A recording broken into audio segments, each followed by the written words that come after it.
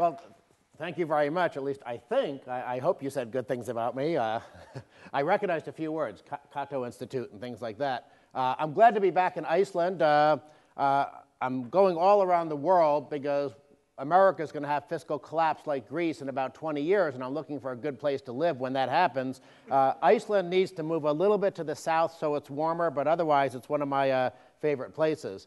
But I'm here to talk about flat taxes, progressive taxation, tax policy, but I'll also be talking about the other side of the fiscal equation, government spending, because you can't really talk about taxation without also talking about government spending. Let's jump right into the presentation. I want to start first by being an economist, because I think it's very important to get a couple of points out and understand clearly what it is we want and how we have to get there. And there's only a couple of ways to get economic growth. You either get more labor in your economy, more capital in your economy, or you use your existing labor and capital more efficiently. That's really it. Doesn't matter what economic theory you have. You can be a Marxist, you can be a monetarist, you can be an Austrian, you can be a socialist. Every economic theory agrees there are two factors of production, labor and capital. And the question is, how much of them do you get? How efficiently do you use them? And how do you mix them together? Because they're like the two ingredients. So you're going into the kitchen, you're going to make dinner. Are you going to have a tasty dinner that you like, or are you going to have a dinner that doesn't taste very good? And it's very important because economic growth over the long run really determines how good of a society we have. If you have an economy like Italy that only grows 1% a year, it's a simple mathematical fact, even with compounding, that 1% growth, it takes you 70 years to double your GDP. On the other hand, if you have 5, 6, 7, even 4% growth, you double your GDP in less than 20 years. Now, obviously, you'd want to do this on a per capita basis. If you have a very rapidly growing population versus a stagnant population, that'll determine how fast actual living standards are increasing. But it's very important to get economic growth. If you plan on dying next year, and I hope nobody has that plan, but if you plan on dying next year, whether you grow 2% a year or 3% a year, you might not notice. Because in 1 year's time, what's the difference between 2 and 3%? But 10 years, 20 years, it begins to become very, very important how much additional growth you have. And it's critical, of course, you want to avoid the economic stagnation. I mean, some European countries now, 1% growth would be great. They're in sort of permanent periods of stagnation and decline. But how, again, do we get that growth? It's labor and capital. Those are the ingredients. And it's really important who mixes those ingredients together. It's like whether you have a good chef working in the kitchen or a bad chef. My view is that a private marketplace tends to produce those ingredients being mixed together in a more effective way and getting more economic growth. But that's sort of neither here nor there. For the purposes of this lecture, we're going to talk about the role of the tax system and government fiscal policy and how that causes a misallocation of labor and capital. In some sense, we're talking about two fundamental issues. I could have just probably used this slide, and that would have been the entire presentation, but then what fun would that have been? What we're really talking about, what is the growth-maximizing size of government? Do you have the classical liberal vision of a relatively small government or a welfare state vision of a very big government? And then, once you have that decision of what size government you have, then you decide how do you finance it. And that's, in some sense, a separate debate. You can have a big government with a flat tax. You can have a small government with a flat tax. But your question is, do you want to have the lowest possible rate with the broadest base, sort of the flat tax vision, or do you want the tax system to be used for punitive and redistributive reasons? That's sort of the debate we're having in the U.S. right now after our elections. Obama definitely wants to punish the rich with higher tax rates. It's almost a moral crusade on his part, and other people are saying, no, that's going to undermine competitiveness and growth. But it's not really a debate about the size of government, and I'll show you some data later on that sometimes higher tax rates on the so-called rich don't even generate much revenue. As I said, it's a moral issue. He just feels that rich people have done something wrong and they should be punished through the tax system. But let's start by elaborating on this first point here about what's the appropriate size of government, because before you figure out what your tax system is, you have to know what your government is. And of course, the bigger your government is, the harder it is to have a tax system that's conducive to economic growth. It doesn't mean that in any one year you have to balance the budget. You can have budget deficits some years, budget surpluses other years. I mean, heck, you could actually have budget deficits forever so long as your budget deficits, your debt is growing slower than your economy. In some sense, you could run deficits forever. So I'm not someone who worries in any given year is the budget being balanced. I think that's a secondary issue. The more important issue is what is the size of government. And let's look at that issue. And I suppose the first thing I want to say is that not all government spending is created equal. If you look at the public finance literature, if you look at the studies coming out of places like the IMF, the OECD, the European Central Bank, the universities, what you'll find is there's a very clear breakdown based on what governments are spending money on. So if you're spending money on what are considered core public goods like rule of law, protection of property rights, and things like that, that type of government spending in the research is associated with better economic performance. Then you have physical and human capital spending. Human capital spending is like the University of Iceland, theoretically creating a more productive workforce by educating people so that they can do more productive things with their lives. Building a highway, a port, an airport, those are examples of physical capital spending. And according to the economic research, that type of spending can be very good for an economy, or it can be a total waste of money. It just depends on how efficiently you're doing it. I mean, in the US, I'm embarrassed to say, we spend more on education per student than any country in the world other than Switzerland, but our results compared to other countries are very weak. So we're spending a lot of money, but we're obviously spending it in a less efficient way than other countries. So that might be an example of capital spending that in theory can be good, turning out to be wasteful and inefficient. But here's the big issue: transfer and consumption spending. This is what most countries spend money on today. This is the overwhelming share of budgets in modern industrial economies. And that type of spending is pretty much universally associated with weaker economic performance. Now, why does this matter? Because there's something in the academic research called the Rahn curve. You may have heard of the Laffer curve about tax revenues. Well, this is sort of the spending version of the Laffer curve. And what it shows is that when you have government spending, which is on the horizontal axis, and you have economic performance on the vertical axis, it shows that when government is spending relatively low amounts of money and it's financing things like public goods and maybe efficient forms of capital, human and physical capital spending, there's a positive relationship between government spending and economic growth. If you have no government spending, and there's nobody maintaining the rule of law, protecting property rights, you have that sort of Hobbesian world of anarchy where no property rights are secure, then you might have a very weak economy. Now, I went to graduate school at George Mason University, where I had people who said, no, the private sector can do all those things. Let's set that debate aside. It's an interesting, fun debate, but usually at 2 in the morning over beer and pizza. But let's assume that government is the only entity that can provide those core public goods. Well, then you do have that positive relationship between government spending and economic performance.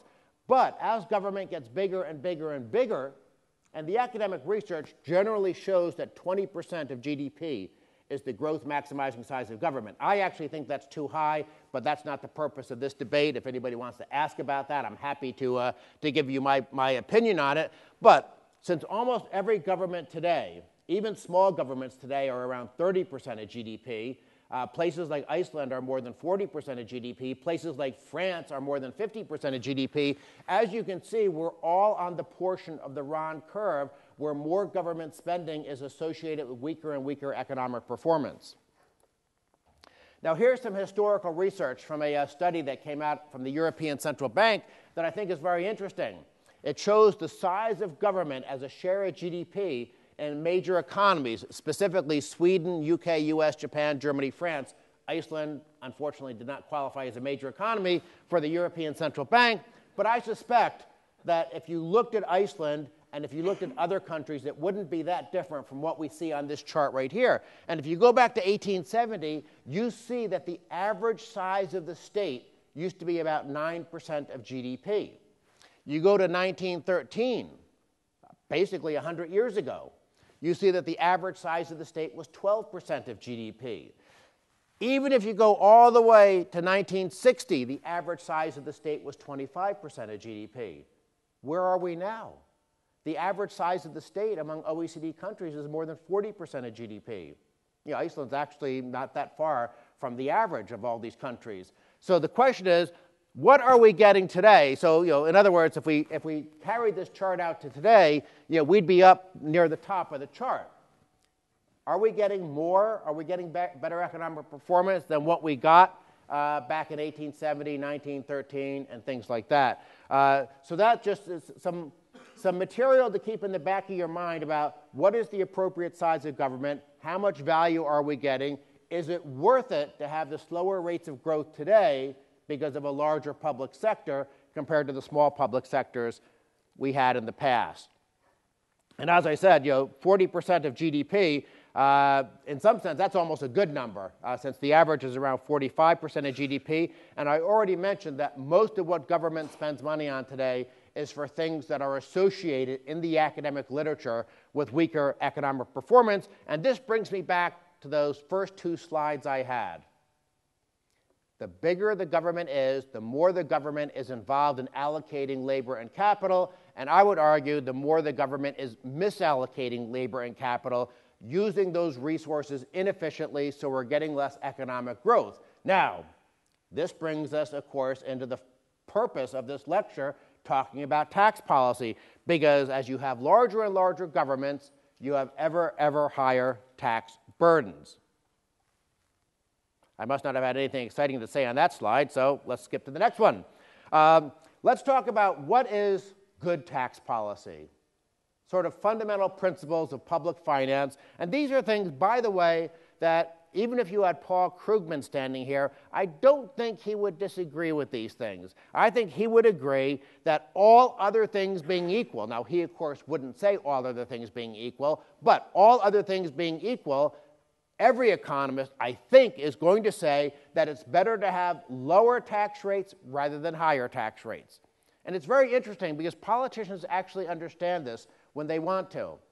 Many times in America, and I assume this is true in other countries as well, politicians will get up and they'll give speeches, they'll bang their fist on the table, and they'll say, we need higher taxes on tobacco or alcohol because we want people to smoke less and drink less.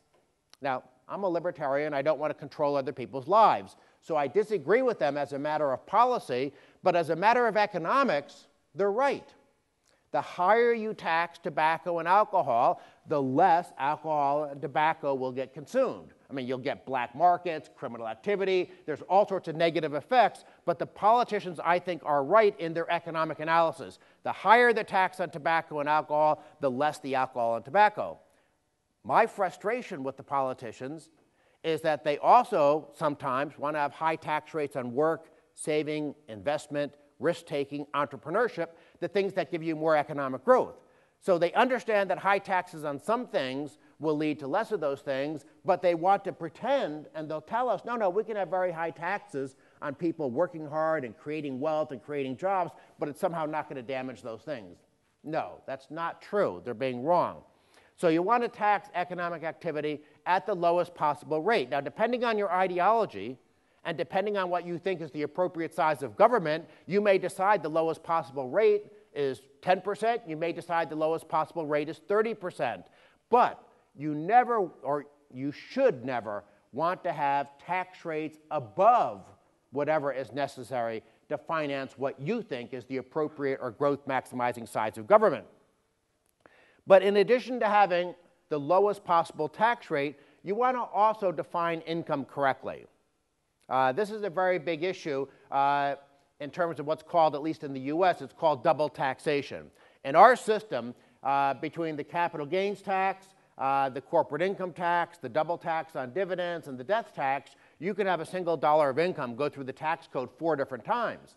So even if your tax rates are low, even if you had a flat rate, say you had a flat rate of 20%, but then the government imposed that 20% rate 1, 2, 3, 4 times, well, obviously your effective tax rate is going to be much, much higher than 20%. You also obviously don't want to have loopholes in your tax system where, depending on how you earn your income or depending on how you spend your income, you might have a 0% tax rate or a preferential tax rate, whereas for other activities, other ways of spending and using your income, you might have a higher tax rate. That's obviously the government tilting the playing field and distorting behavior, and in effect, what that does, the government, through the tax system, is bribing you to make economically inefficient choices.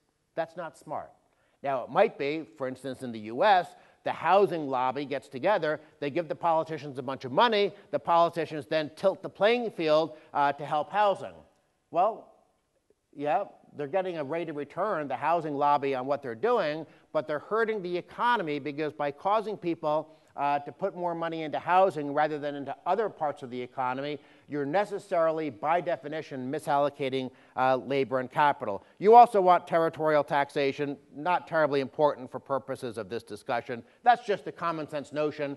If something happens in Iceland, Iceland's government should decide how to tax it. If something happens in the US government should decide how to tax it. It's very important for issues of tax competition, but not very important for purposes of a discussion about a flat tax. So let's talk a little bit about why you want a low tax rate. Now again, low tax rate can mean 10%, 0%, 30%. You have to have that separate discussion about the size of government. But what is a marginal tax rate? What's this term marginal? Why do I keep saying that? It's very important in economics, the difference between your average tax rate and your marginal tax rate. Let's say that you earned $50,000 of income and you paid $10,000 of tax. Well, that's a 20% average tax rate. $50,000 of income, the government takes $10,000 of it. That means 20% of your income is going to the government, 20% effective or average tax rate. But how they take that money is very important. Let's say that you had a system where the government said, okay, just for the privilege of being a citizen, we're going to charge you a $10,000 tax just for living. If your heart is beating, if you're breathing, you pay $10,000.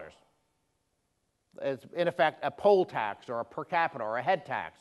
Well, in that kind of system, you automatically have to pay $10,000 somehow, but obviously if your income is $50,000, you've already satisfied your $10,000 automatic obligation to the state, and if you earn $51,000, there's no tax on that $1,000 of additional income. You have a 0% marginal tax rate, so there's no penalty on earning additional income, creating additional wealth, creating additional jobs. What happens if you have a proportional flat tax? Your first dollar of income is taxed at 20%, your 50,000th dollar of income is taxed at 20%, and if you earn an additional dollar of income, you pay 20%.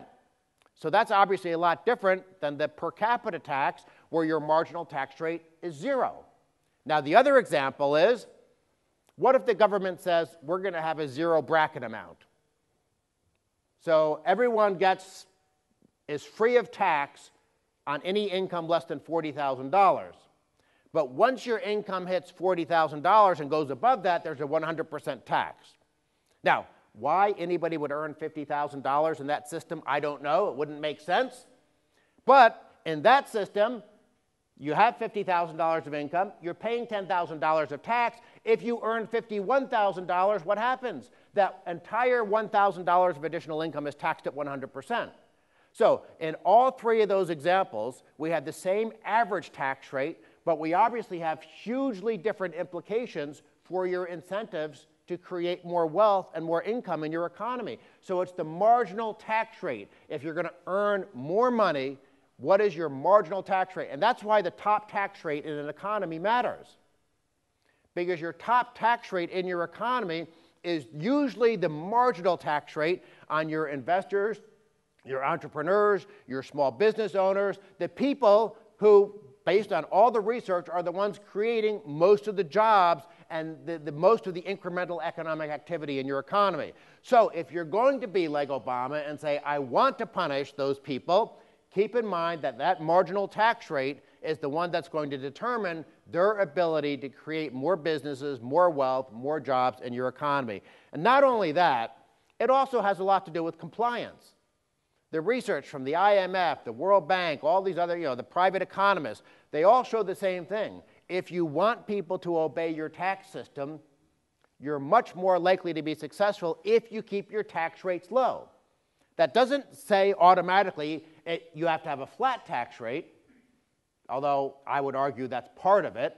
But it does mean try to keep your marginal tax rates low, because that, in effect, determines the price of complying with the tax system. And those three examples I gave you, marginal tax rates of 0, 20, and 100, how much incentive is there to comply with the tax system at a 100% tax rate? Very little. You're either not going to earn income, or if you earn income, you're going to figure out how to earn income in ways that the government isn't going to know about it. Now, the academic research shows that tax rates of 20% or below, people tend to have no problem obeying them. Between 20 and 30, that's where it begins to get a little bit, people notice and pay attention. And above 30%, with the burden really exponentially growing beyond then, that's where you tend to have greater incentives to legally or illegally, tax avoidance or tax evasion. That's where you tend to get these incentive effects not to comply with the tax system. I already talked a little bit about you don't want to tax income more than one time, but let me elaborate on just one or 2 points about that. Every economic theory, even Marxism and socialism, they all agree you have to have capital formation for economic growth. In other words, this is the theory. We're going to take some of our income today, we're going to set it aside for saving and investing so that we can have more income tomorrow. It's sort of like a farmer taking some of his crop and setting the seeds aside so we can plant next year's crop. It's a very simple concept. Every economic theory agrees with it. You cannot, in the long run, have higher living standards and rising wages without capital formation. Now, the Marxists and the socialists, they have this silly idea that the government can do the saving and investing. I think that's wrong, but everyone agrees you have to have saving and investing. But in most countries, and this is true, not as bad in Iceland as it is in the US, but it's also true in Iceland, in all industrialized economies, just about, with the exception of places like Hong Kong and Singapore, if you save and invest your after-tax income, you're hit by higher effective marginal tax rates than if you consume your after-tax income. Think about it this way. You earn some income, you pay some tax on that income, and then you have after-tax income. What are you going to do with that after-tax income? There's really only 2 things you can do with it. You can consume it today, or you can consume it in the future. Well, what's consuming in the future? That's just saving and investing. But if you save and invest in order to consume in the future, you have all these additional layers of tax, double taxation on dividends, capital gains, maybe wealth taxes, death taxes, things like that. Those are all examples of taxes that punish people who want to consume in the future, which means, of course, you're punishing them for saving and investing. Whereas if you consume your after-tax income right away, the only thing that happens is you get hit by a value-added tax. But you'll get hit by the value-added tax if you consume in the future anyhow. So the only thing the government is doing is that they are definitely tilting the playing field in a way that discourages saving and investing, but that is, according to every economic theory, not a very smart thing to do. This is actually, I forgot I had this chart in it. This is the flow chart. Gross income, pay tax, after-tax income. This is a chart for the U.S., and on this side, you see all the additional layers of double taxation. We don't have a VAT, so I didn't put in a VAT box. But if on the left side, it's consuming your after-tax income, the government leaves you alone. So that just gives you an idea of the difference in at least one Western economy of what happens if you save and invest your after-tax income. If you do what every economic theory says is the right thing for the economy, the government hits you over the head with a club. And if you just consume, if you just live for today, don't care about tomorrow, the government leaves you alone. That's not a smart approach. Now, why do governments do this? Because of class warfare. Who has the most saving and investment? Rich people. What do we want to do with rich people? We hate them. So we're going to go ahead and tax them. And one of the easiest ways to tax rich people is not just to impose a higher tax rate, though Obama's already trying to do that, but Obama also wants to increase the double tax on dividends and capital gains. So there's all sorts of ways you can, if you want to play the class warfare game, there are all sorts of ways to go after the rich. Neutrality, everyone in theory agrees with this. Whether you're Paul Krugman or Dan Mitchell, everyone agrees, don't have the government picking winners and losers, don't have backdoor industrial policy in the tax system. In a flat tax system, sort of by definition, you're not supposed to have any of these loopholes or preferences or penalties. But I won't spend much time on that. I don't think it's usually not a controversial topic, so no need to really pay much attention. So let's now elaborate a little bit about the difference between a progressive tax system and a flat tax. Why do you want to have just one tax rate? Well, according to economic theory, it doesn't really matter. And the example that you could use is, Iceland used to have your, 37% was it, flat tax?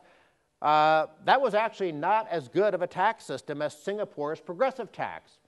That's because Singapore's so-called progressive tax system had a top rate of, it was either 18 or 20%. So if I have a choice, I can be in Iceland with a 37% flat tax, or I can be in Singapore with a progressive tax where my top rate is only 18 to 20%. I might say, well, gee, progressive taxation isn't that bad of an idea. So it always comes back to what are the marginal tax rates. That's very important because the goal, as the last bullet says, the goal is to have low marginal tax rates. But Singapore and Iceland is sort of the exception that proves the rule. Because if you look around the world at so-called progressive tax systems and you look around the world at flat tax systems, overwhelmingly, the flat tax systems have low rates and the progressive systems have high rates. So when I'm arguing against progressive taxation, what I'm really arguing is that you want a system that has low marginal tax rates because that's what's conducive to growth and prosperity. And I'll now argue that if you want low marginal tax rates, the most effective and practical way of achieving low marginal tax rates is to have a flat tax system. But let's start with a moral argument. And yes, I do. This is the Supreme Court in the United States. Etched above the entrance to the Supreme Court is, I think, a very important principle: equal justice under law. Now, let's go back. Well, I guess that didn't work that well. The rule of law, equal justice, what's the implication? What's the application for tax policy? Well, if you apply to run a license, to get a license to run a business, do the rules vary depending on your income? If you commit a crime, does the punishment vary depending on your income? Actually, in some places it does. I think it's in Sweden or Norway. If you're speeding, the fine for speeding actually does depend on your income. But normally, if you go out and rob, rape, commit murder, I've never heard anyone say that the punishment should depend on your income. If you file a property deed, anything that you do with government, with the exception of the tax system and your eligibility for handouts from the government, everything else, as far as I know, with a few tiny exceptions, everything else is independent of your income. Why?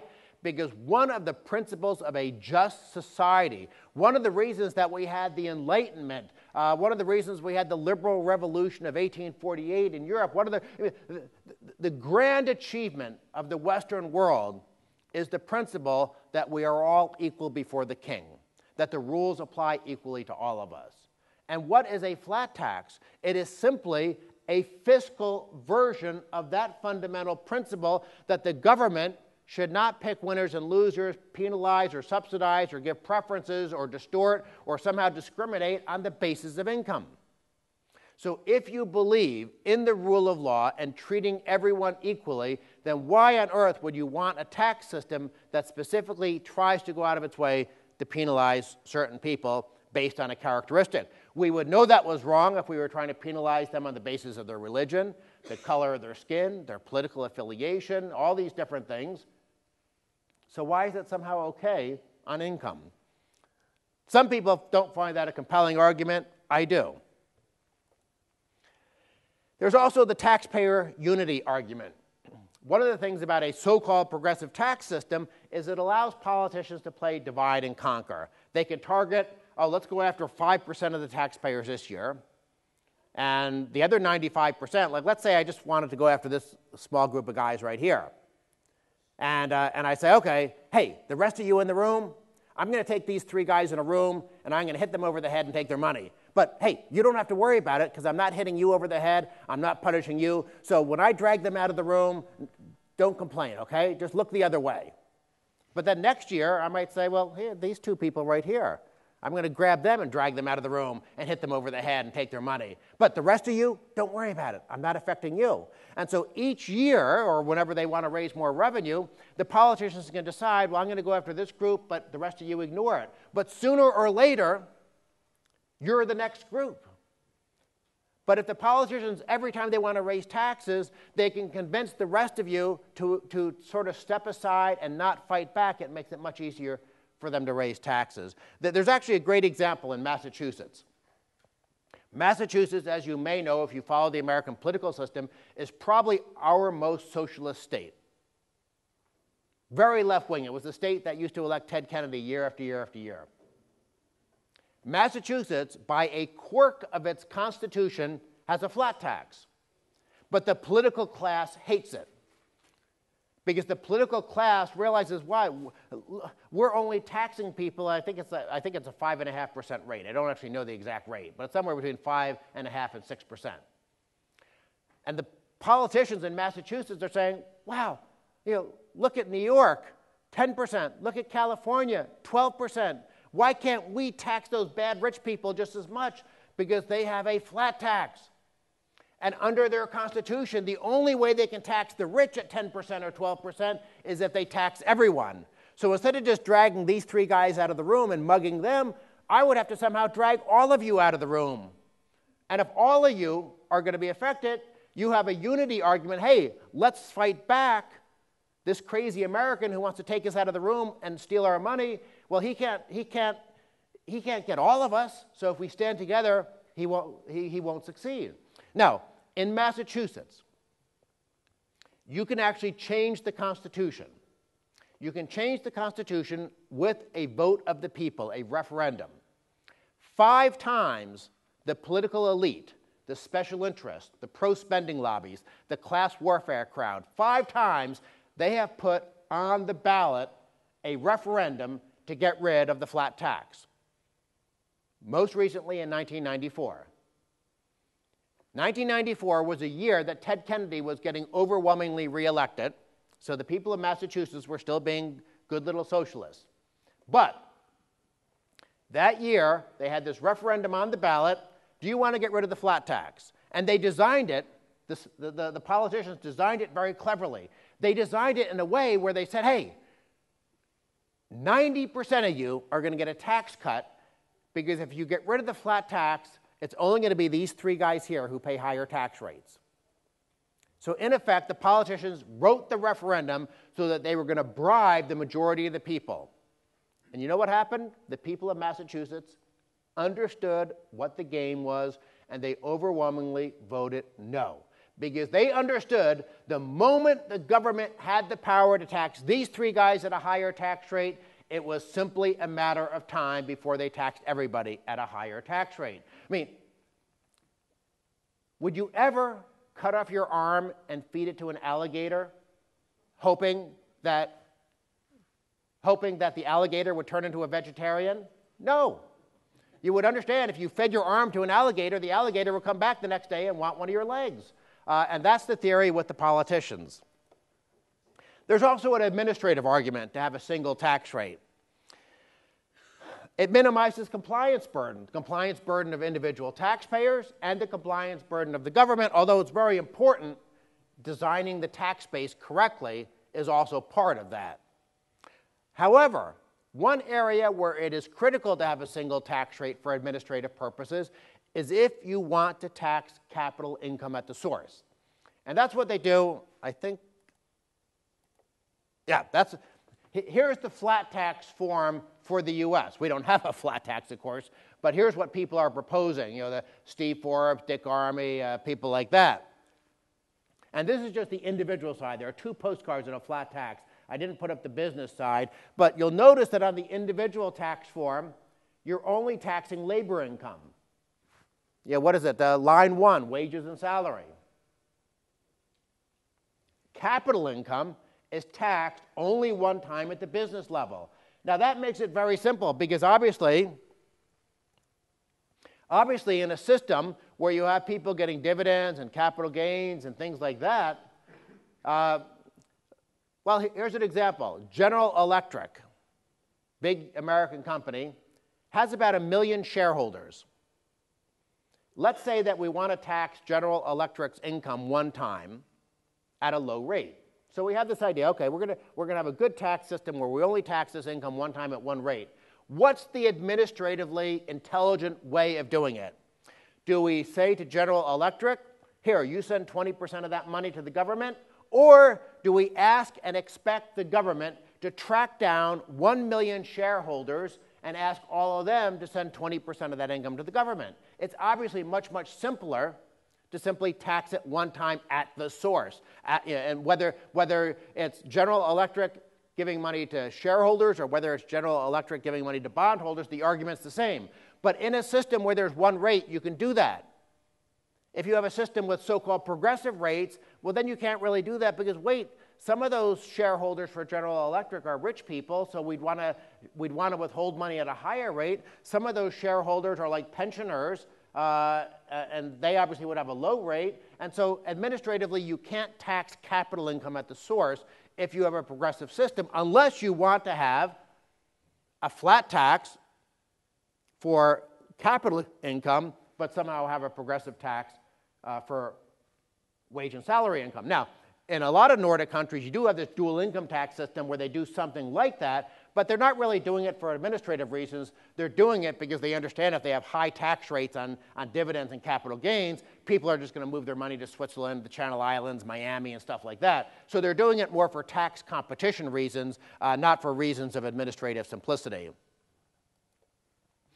Then we have the argument about protecting the poor. Almost every flat tax system has a zero bracket amount. Remember the example I gave you about the effective and marginal tax rates? Well, the zero bracket amount means you don't pay tax until your income gets to $10,000 or $20,000. There's some number where income up to that level isn't taxed, and then the flat tax exists on above that. But that's not the protect the poor argument. Yes, almost every flat tax, matter of fact, every flat tax system that I know about protects the poor in the sense that there is a zero bracket amount. But I'm talking instead about something different. It's sort of related to that Massachusetts example I talked about. The best way to protect the poor is to make sure that you're also protecting the rich. And we see this in the history of the US and the UK. When we first put in our modern income tax in 1913, we had a top tax rate of 7%. And the entire income tax only applied to 0.5% of the population. And at the time, the politicians assured the American people, this is just a tax that's going to apply to the rich. It will never apply to anyone else. But then, with every passing year, not of course every single year, but over time, as they made adjustments to the tax system, they wound up increasing taxes on the rich, and they used the fact that they increased taxes on the rich as a justification to then tax the middle class and then to tax the poor. Well, hey guys, we just put a new high tax rate on the rich. That doesn't quite get us where we want to be, so we have to sort of increase your taxes as well. The same thing happened in the United Kingdom. Alistair Heath just wrote a very good article about the history of the UK tax system, walking through exactly the same example I talked about in the US, where a tax that was first designed for the rich eventually became a vehicle for taxing the poor and the middle class. And if you somehow make sure, as you do in flat tax jurisdictions, that you can't tax the rich higher without also taxing the poor, that actually turns out to be a very effective way of protecting the poor. There's that flat tax form. I want to go ahead and close, because I've probably already been talking too long. I want to go ahead and close by talking a little bit about the Laffer curve. And I didn't actually, I should have included the graph of the Laffer curve. But the Laffer curve is simply the notion that at a 0% tax rate, how much money does the government collect? Zero. How much money does the government collect at a 100% tax rate? Zero. Maybe they actually maybe there are some genetically socialist people in the world who will work even though the government takes all their money. So maybe it's not quite zero, but obviously at a 100% tax rate or a 90% tax rate, the government's going to collect very little money. So the notion of the Laffer curve is that there's a curve where somewhere between a tax rate of 0% and 100% is where you maximize revenue. And this is simply the notion that when you want to determine the impact of a change in tax policy, you can't just be a simplistic mathematician. You can't simply say, if we double tax rates, we're going to double tax revenue. That's the linear, simplistic, mathematical approach to taxation. You double tax rates, you double tax revenue. Let's do a thought experiment. Let's pretend that you're running a restaurant in Reykjavik. You're running a restaurant and you're thinking, you know what? I would like to have more money. So I'm going to go to the restaurant tomorrow and I'm going to double all my prices. Now, let's do some class participation here.